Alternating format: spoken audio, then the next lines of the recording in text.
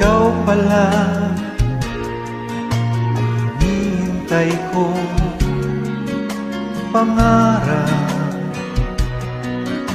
Ngayon kapiling ka at tayo'y isa. Hindi ko hahayaan na sa atin ay may hahadlang. Pangako sa'yo, ipaglalaban ko sa hirap at ginhawa ang ating pag-ibig.